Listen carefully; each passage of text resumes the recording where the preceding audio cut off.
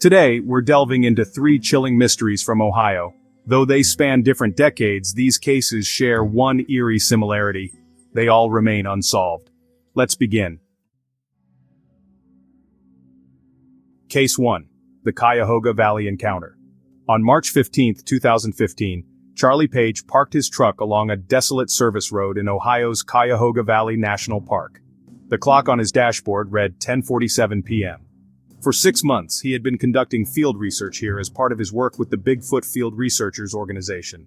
The conditions that night were ideal clear skies, a light breeze, and complete solitude. No hikers or campers around to disrupt his recordings. He grabbed his equipment from the passenger seat and stepped out into the cool March air. In the distance, the faint hum of traffic from I-271 mixed with the quiet rustling of branches, a now familiar backdrop. He looked toward the shadowy outline of Hemlock Point, a popular scenic spot during the day, but eerily empty at night. Charlie knew this area of the 52-square-mile park like the back of his hand.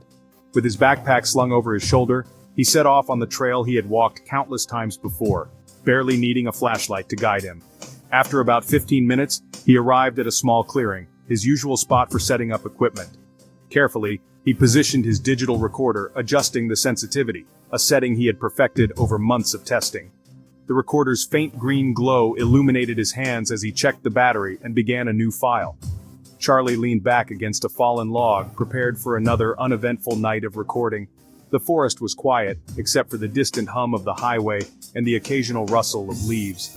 Pulling his jacket tighter against the chill, he settled in, going over his field notes and updating reports for the BFRO.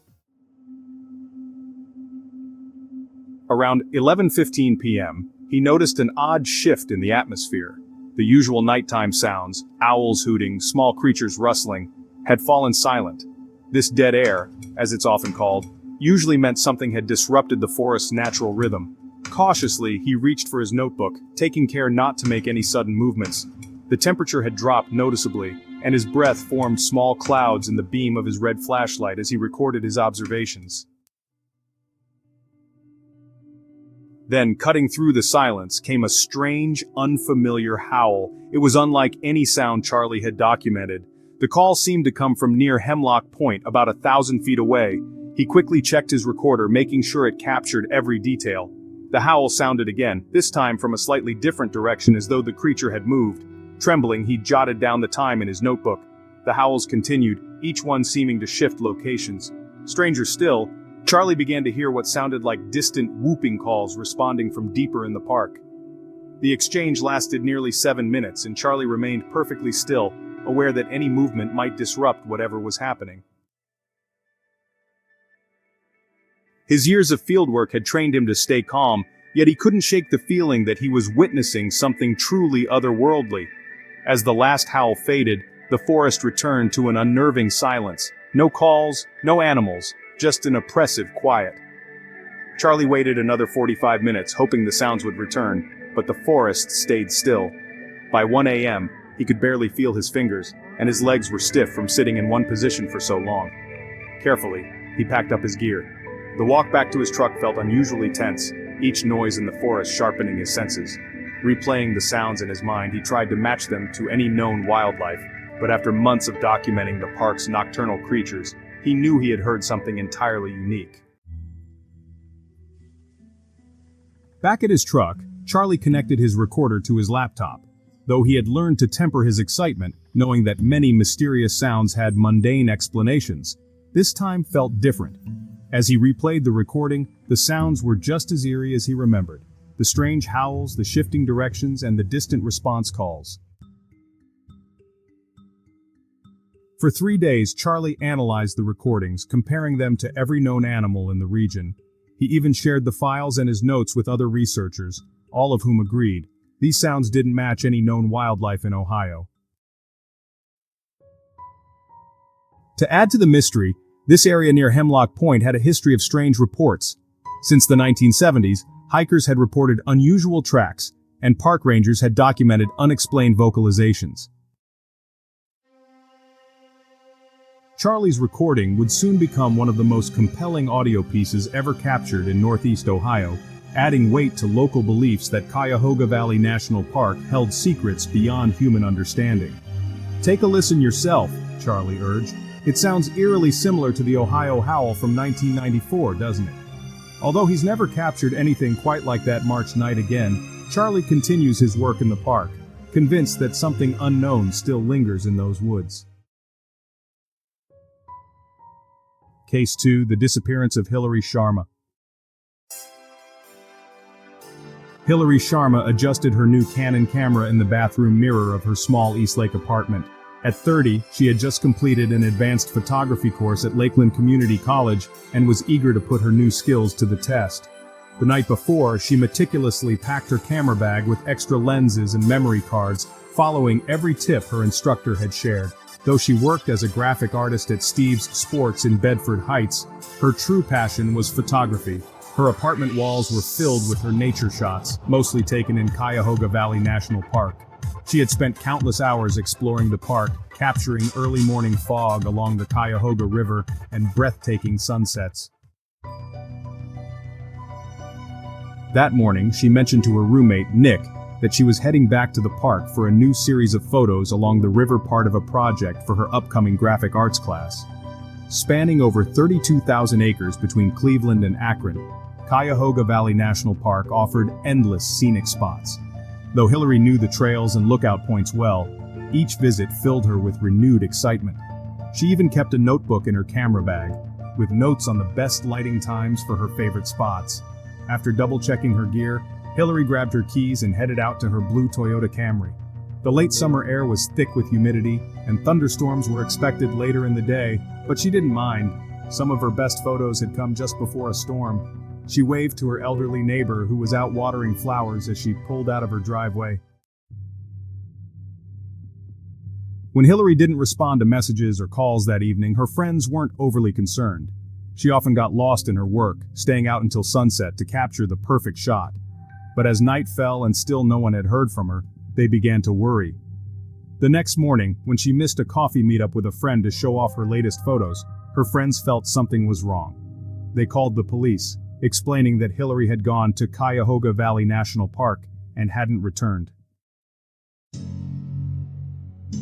2 days after Hillary's disappearance, park rangers located her blue Toyota Camry near the Boston Store Visitor Center, a popular starting point for hikers and photographers. The car was locked, her wallet resting in the center console, but there was no sign of Hillary or her camera gear. This discovery sparked a massive search. By Friday, August 22nd, the quiet park had transformed into a busy search area.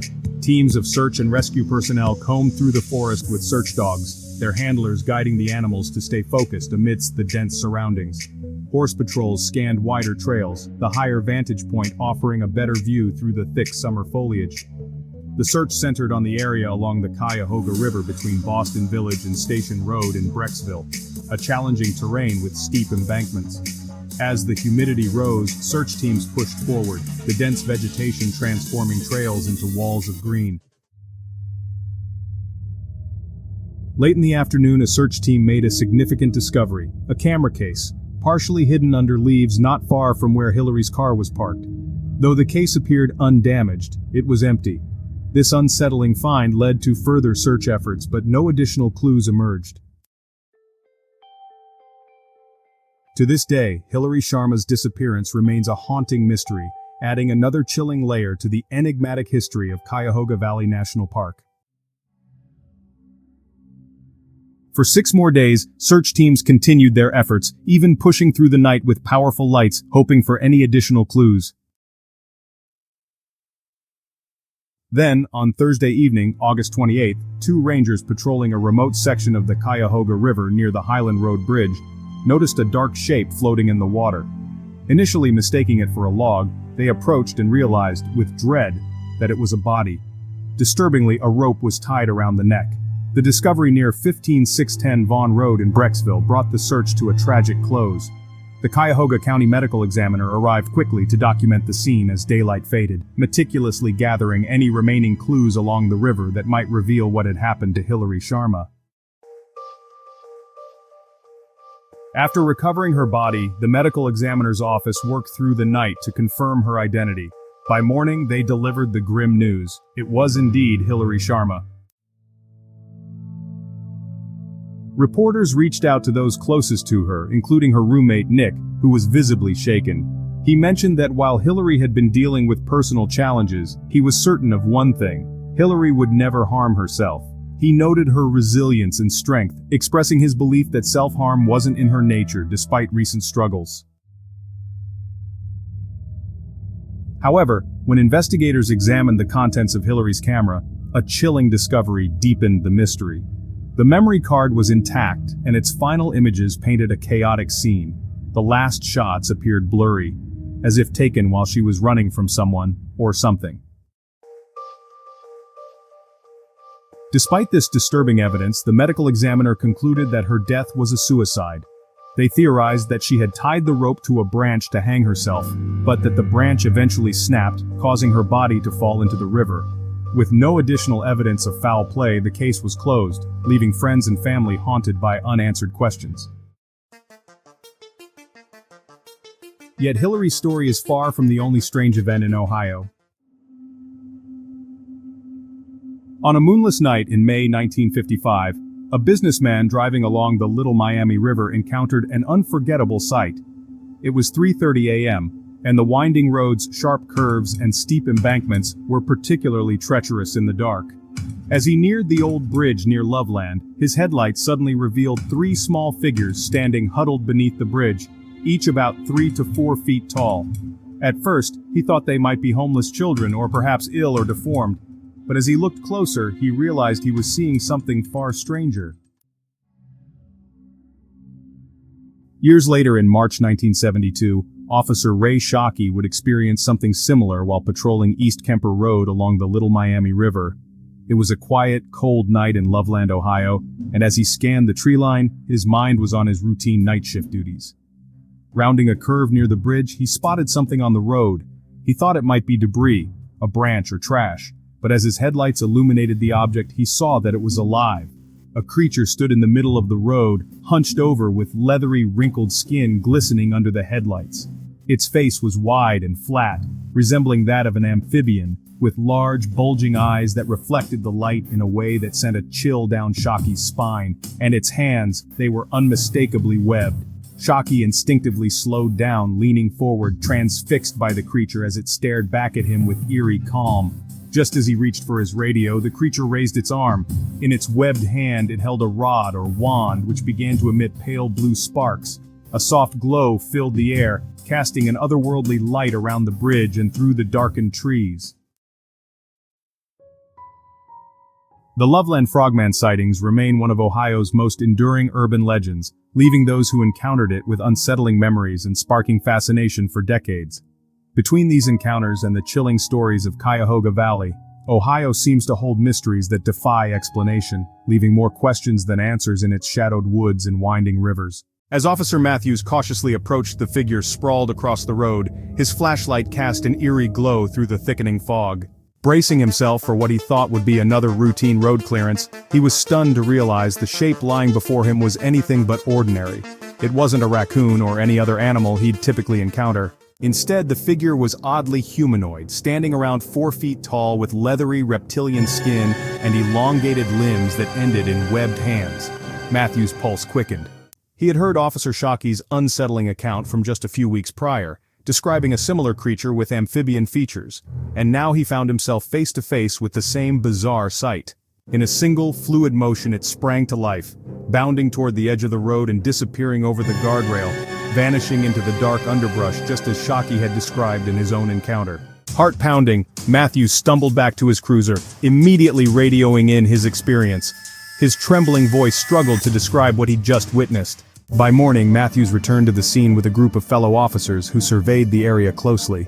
They discovered large, fresh tracks imprinted in the soft dirt near the guardrail, each print showing clear webbing between the toes. A detail that left no doubt this was unlike any animal known to the officers. The scratch marks that Shockey had observed weeks earlier were also still visible, with an unsettling depth that suggested something far stronger than the typical woodland creature. Word of the second sighting spread quickly, and while many locals were skeptical, the The fact that two respected officers reported similar encounters couldn't be ignored. The Loveland Frogman legend, once dismissed as mere folklore, had taken on a new life, with townsfolk and enthusiasts speculating about the strange creatures rumored to inhabit the shadows along the Little Miami River. For Officers Shockey and Matthews, the mysterious creature by the river wasn't just a ghost story or a tall tale, it was real. Those brief but unforgettable encounters left an indelible mark, embedding the legend of the Loveland Frogman into the area's history and leaving a lingering sense of mystery that haunts the quiet, fog-laden roads of Loveland, Ohio to this day. Once inside his cruiser, Officer Matthews sat still for several minutes, the engine idling as he tried to calm his racing heart. 3 times he reached for his radio to report the bizarre encounter, yet each time he hesitated, uncertain of how to describe what he'd just witnessed. After several deep breaths, he finally put the car in gear and drove back to the station, still visibly shaken by the encounter. When Matthews filed his report, it nearly mirrored the account Officer Ray Shockey had filed weeks earlier, despite the two officers never discussing their sightings. The Loveland Police Department, alarmed by the consistency of these encounters, decided to increase patrols along that stretch of road, yet despite the extra attention, the strange creature was never spotted again. Years later, Matthews began to publicly downplay the experience, claiming what he'd seen was nothing more than a large pet iguana or escaped monitor lizard. He said the story had spiraled out of control and insisted he simply wanted to set the record straight. But locals weren't convinced. The specific details Matthews and Shockey described were too uncanny, too aligned, to dismiss so easily. In 2001, a researcher named Rod Schaffner, a longtime Loveland resident who had interviewed both officers back in 1976, was asked about the story's truth. Schaffner remembered vividly how both officers, seated across from him, pointed to a composite sketch of the creature and confirmed, without hesitation, that it matched what they'd seen. Leaning back with a skeptical look, Schaffner concluded, "There's something about Matthews' retraction that just doesn't add up."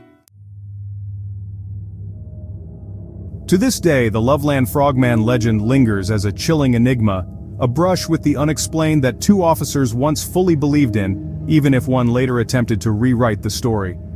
In 1976, Matthews was no over-imaginative officer mistaking an iguana for a monster. His shaken demeanor had shown that even years later, the memory of that foggy night still haunted him. Perhaps after decades of carrying the label as the cop who shot at the Frogman, and dealing with endless retellings, jokes, and curious looks, he longed to return to normalcy. Maybe he was just weary of reliving that eerie night every time the legend came up. But the original reports remain unchanged. The scratches Officer Shockey documented on the guardrail where the creature leaped were photographed and filed, a permanent testament to something inexplicable.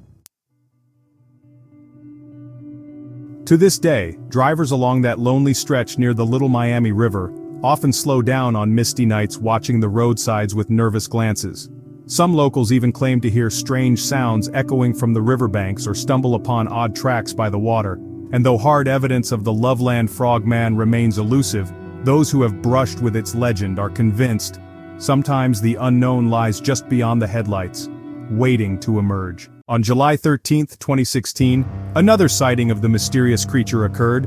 Sam Jacobs and his girlfriend were strolling along Loveland Madeira Road near Lake Isabella, immersed in a game of Pokemon Go.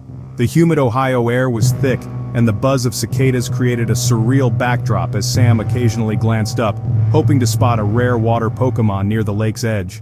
After nearly an hour, he noticed something unusual moving by the water. At first, Sam assumed it was another player, but as he squinted into the dim light, the shape didn't seem human. He nudged his girlfriend, and the two of them stared in disbelief. Sitting near the water's edge was a large, squat figure, frog-like, yet much larger than any creature they'd ever seen. Sam pulled out his phone to record, despite his girlfriend urging him to leave. But Sam couldn't look away. Then, to their astonishment, the massive frog-like figure stood up, balancing awkwardly but unmistakably on 2 legs.